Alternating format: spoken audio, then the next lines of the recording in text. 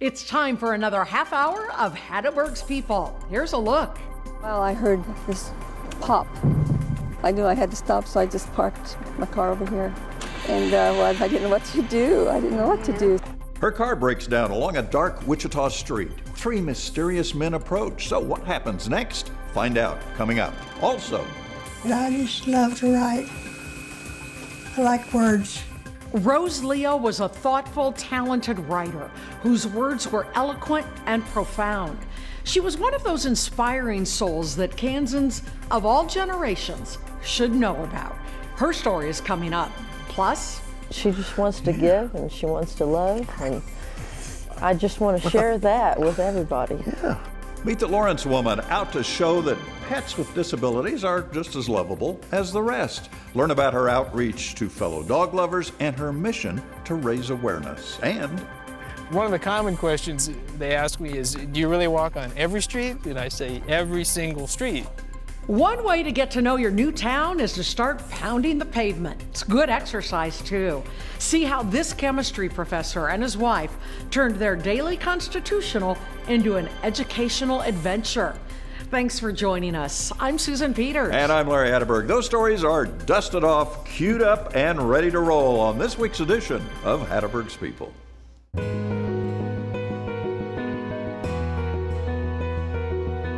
These stories are like old friends. Their lives radiate from the screen like prophets of the past.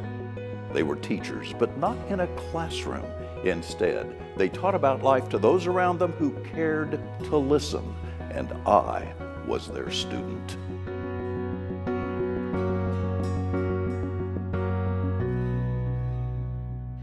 Stranded along a dark, lonely street late at night, no cell phone to call for help, a Wichita nun found herself at the mercy of whoever came along. Then, right out of the shadows, they came toward her, their faces shrouded in the dimness of the night, their intentions unclear.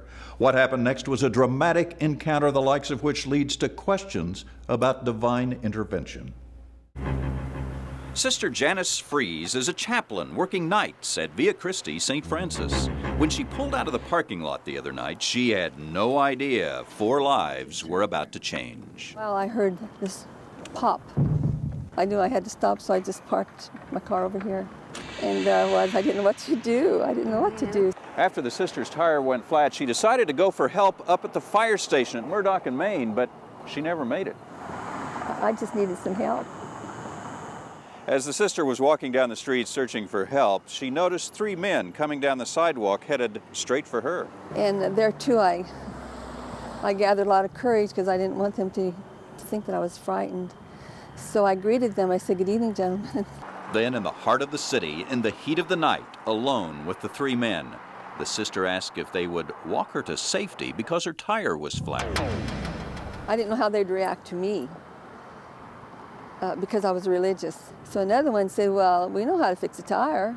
They were working away and they knew what they were doing. And, we talked about our faith and our beliefs and some of the joys that we've had in our life. We'd put everything away in the car and they asked me if they could have a little prayer and I said yes. And immediately one of them was here and one was here and one was here and they leaned over the car and I was standing over here.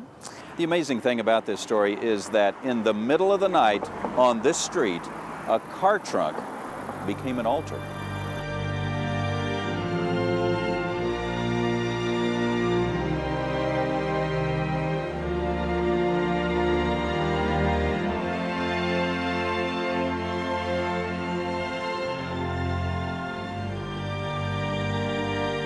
I can truthfully say that to me it was just, as I said before, it was a spiritual encounter.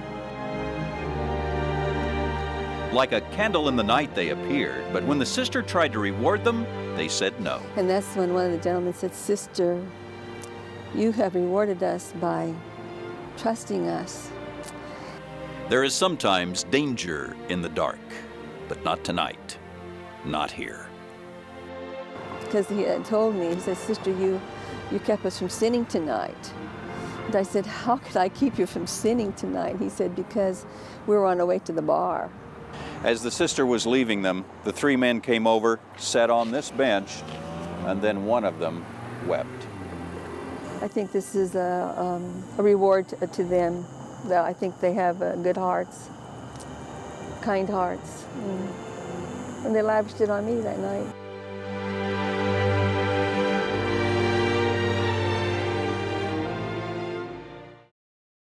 Now, more than 20 years later, Sister Janice still remembers that night so vividly, and she still chokes up when she talks about it, but she never saw any of those men again. But she does say that encounter was one of the great blessings of her life. Just imagine that. You know, you're out, it's a dark night, three guys come up. You just never know what's going to happen. And then, like divine intervention, They end up praying. it's magic. I would love to know more about those three young men and how that night may have changed their lives. You never know. Wouldn't it be nice if they're watching this tonight and they could call us? Anyway, Absolutely. who knows? Call us, KPTS, if you are watching. Yeah. Okay, as the seasons of life change, so do our priorities and our ambitions. Yeah, back in 1998, Rose Leo was at a point where the simplest things were the ones that were most important. She had a gift for expressing that in words, both spoken and written. As long as I can be useful, age doesn't matter. Sunlight writes the morning across Rose Leo's kitchen table. And I get a lot of letters from people all over. In her little home in Hatteberg, Kansas, Rose Leo is amazed at her mail. Just this week, letters from 39 states and 2 countries. That really is a thrill now. People I don't even know. For years, the Howard newspaper carried her column called The Last Scrap.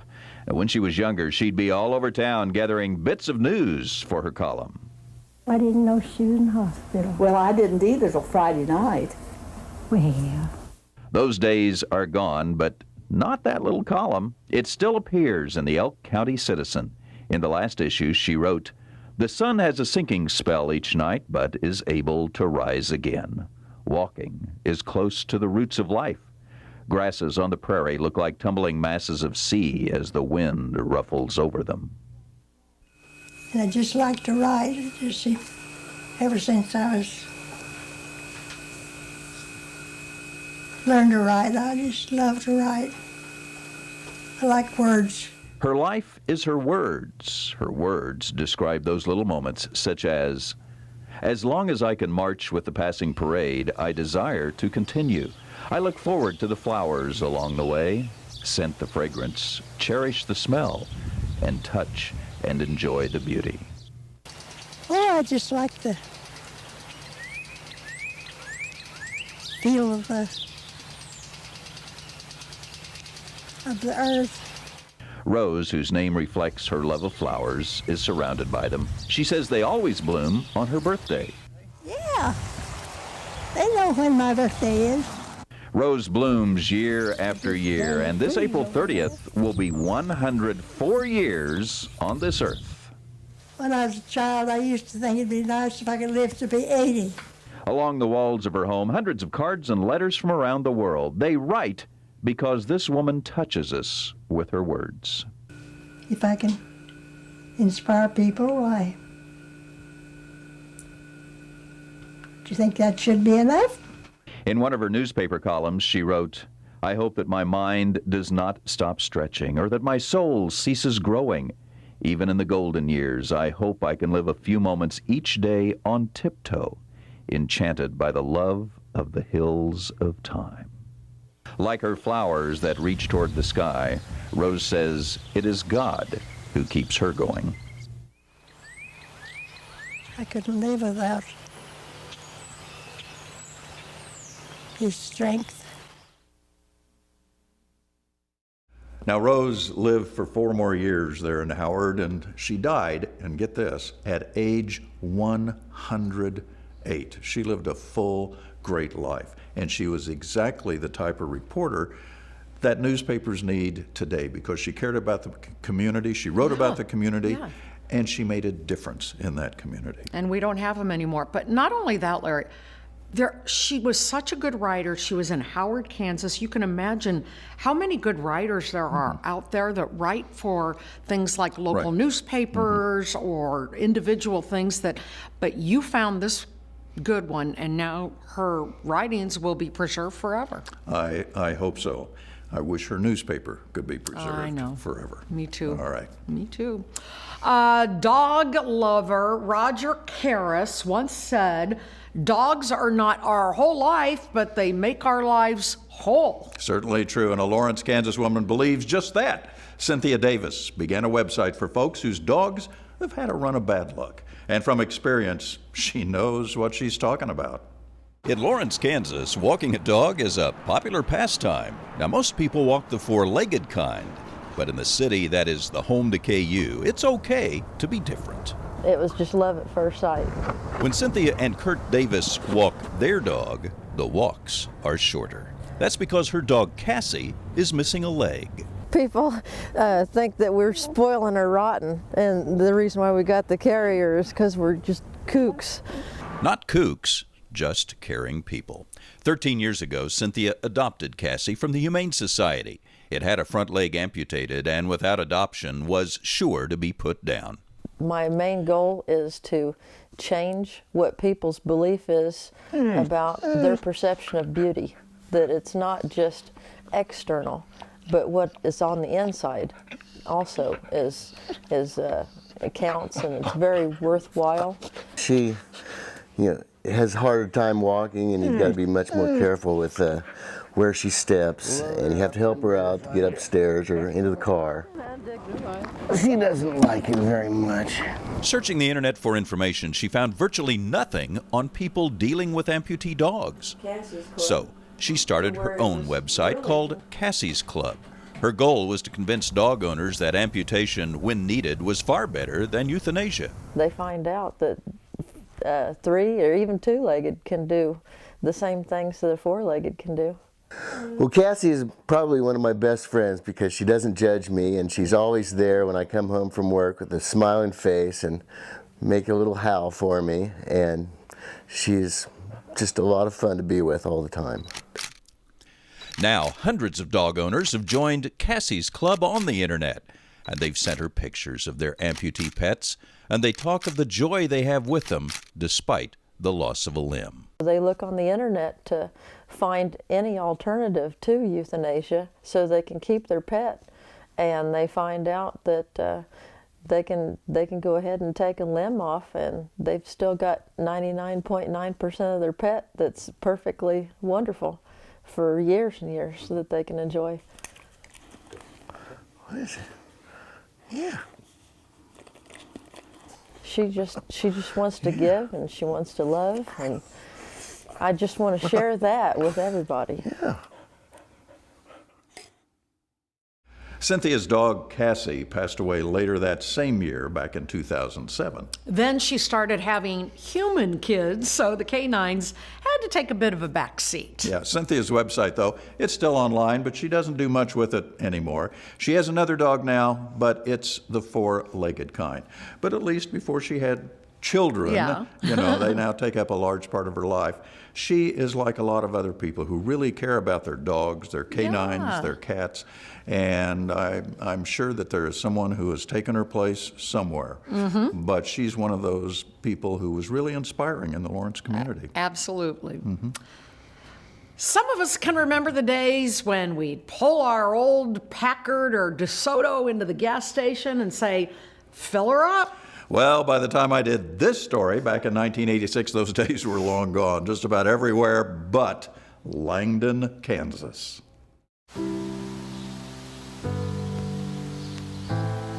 Yep, you've seen these places before, probably passed them by many a time. They are monuments to what was. But to local folk who still use them, they are the stuff of legends.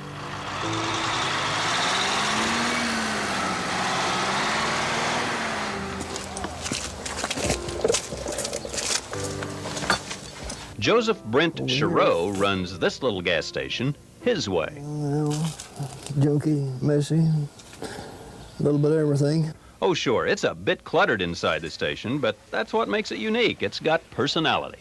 Well, I was playing around here back in the middle 20s. This was built here in 26, this station here. Yeah, old Brent's quite a guy. Yeah. There's 19...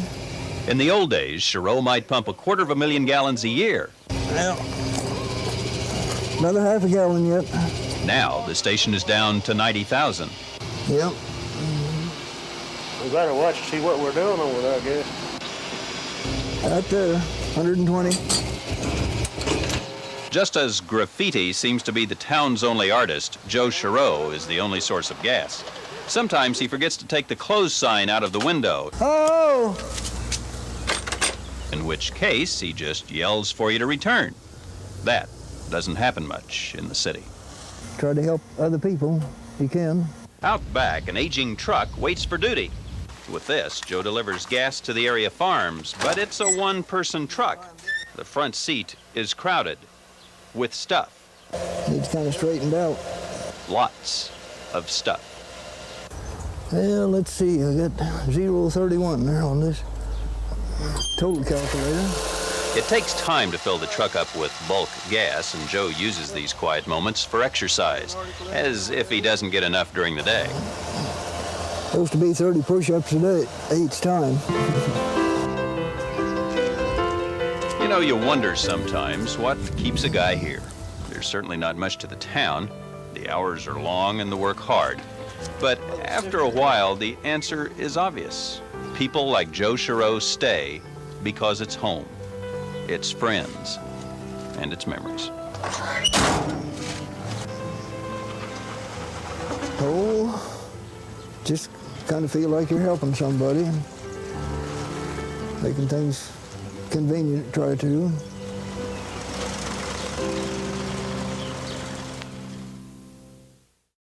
Now, that little old brick building, it still stands. But the gas pumps, they are long gone, and of course, so is old Joe. He passed away in 1995, 9 years after I shot that story. And believe me, if you visited his gas station, you would remember it, because once you walked in the door, you would have to step up over the trash, and you would be walking on in his gas station. Just everything. Everything? Old cardboard boxes And potato stuff. chip, well, you know, who knows. But it was just like a foot of trash in Yeah. there. And it was one of the most unique places I'd ever been in my life. And the building's still standing. I love that. The building is still standing there, but probably a little bit in disrepair at that. Yeah, But probably. it was in disrepair when I did the story. But old Joe Chereau was a great guy. Just, they don't make them like that anymore. No, absolutely not. Mm-mm. Well, superheroes come in all forms. Well, out in southwestern Kansas, there was a woman named Amelias Ortman. Now, Amelia's superpowers were caring about the needy and working hard on her own to do something wonderful. When my husband and I used to travel, I was the one that did the driving. I'd tell him he couldn't look and drive too. So he liked to look, so I'd drive.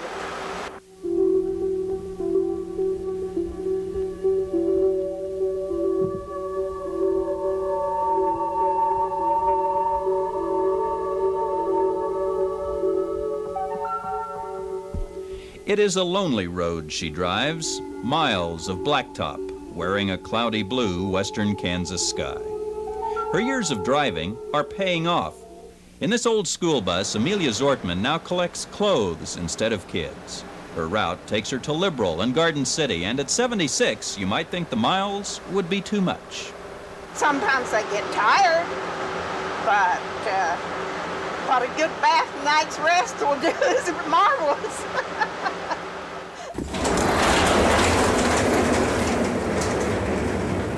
The Salvation Army in Liberal is Amelia's first stop. But let's get this straight about her. She doesn't just collect a few sacks for needy people. She collects truckloads for shipment both overseas and in this country. She does it alone and at age 76.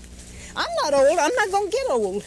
Now, let me tell you, this is one woman who is not ready for a rocking chair. No, that's absolutely right. We can probably take 4 more. Well, I'm doing better than I thought I would. The clothes are bagged by organizations like the Salvation Army here in Liberal. Amelia stuffs, pushes, and jams all the clothes she can into her old bus and heads towards her farm. Her days are busy. Yeah, but if I didn't do it, why, I would be sitting around home and wondering what I was going to do to keep from getting all tired and stiff and everything else. Home is on a farm near Fowler, and it's here the extent of this extraordinary woman's collecting is visible.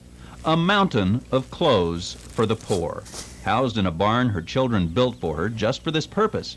At least 12 semi-loads of clothes have left here, headed all over the world, because one woman cared. Well, the clothes just keep coming. And people do too. They even drop clothes off at her farm, but Amelia says few offer to help gather. Nobody says, I'll help you. I'll go with you and help load, or I'll go out and help you unload, but nobody will say that. But Amelia does, and people here say she's amazing. No, I'm no different than anybody else if they wanted to do it. It's wanting to. And Amelia wants to. From Fowler, this is Larry Hatteberg. All that hard work apparently paid off. Amelia lived another 14 years until passing away in 1999, just a few days shy of her 91st birthday. She cared about people. She cared about people in need. And she came from this small community, and wherever she went, she tried to help people. She was just a one-person angel for the community. And you know, so often those angels are forgotten, so I'm really glad you did that story, and now she won't be forgotten. Yeah, we don't want to forget these people. That's why they're on. Whenever you move somewhere new, there is a lot to learn about your new surroundings. Yeah, when chemistry professor Michael Tesmer and his wife moved down to my hometown in Winfield in 1998, they wanted to explore their new town one street at a time. So they strapped on their walking shoes and they got moving. And then you'll determine the freezing point of 2 solutions made up of the solvent. In the new science building at Southwestern College in Winfield, chemistry professor Michael Tesmer walks the students through an experiment. When he's not in the classroom, though, you may find him here, walking with his wife, Joy, on the streets of Winfield. I live in this town, and I know the town because I've taken the time to explore it, and somebody else may have lived here 10, 20 times longer than me, but they have never done that, so I guess I feel proud in saying that I know my own backyard. In his chemistry office, this man of many journeys has a map. The blue lines denote his walks.